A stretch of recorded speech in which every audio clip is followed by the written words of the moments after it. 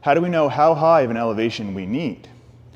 Well, there's a couple things to consider here. Number one, if we're training position, symmetry, and outcomes, we need to use as much height as possible to maintain those attributes. And just to review, those attributes in the pancake are of an anterior pelvic tilt and a torso leaning forward, maintaining that. I may recommend or suggest that periods that we train at a lower range of motion where we navigate a little bit away from that, but we need to be establishing a strong foundation there. So I'm using a traditional flat bench height here, and I want to talk about some of the reasons why this is a very good one, even if we're just warming up the pancake.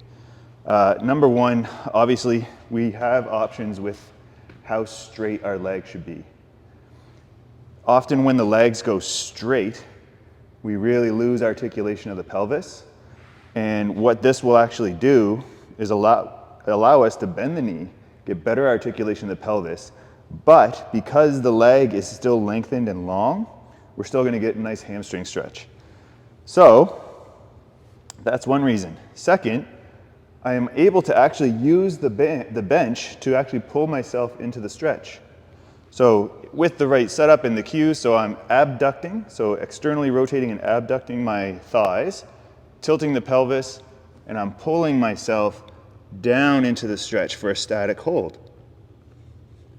It's quite nice to have assistance pulling us in that way. So even if this is not a height, or if this is a height that is easy for you, it's a great option for warming up.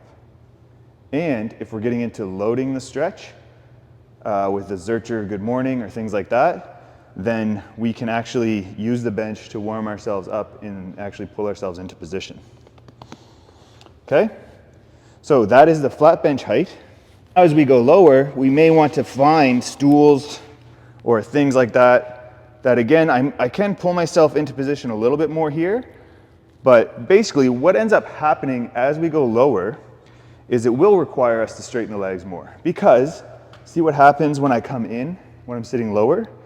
What's happening when I come in is I'm actually increasing hip flexion. So it's actually gonna be quite harder. So with the higher heights, or sorry, the lower heights, I wanna think about actually moving more to a straight leg. Applying all of those similar cues. So externally rotate, abduct, tilt, hinge forward.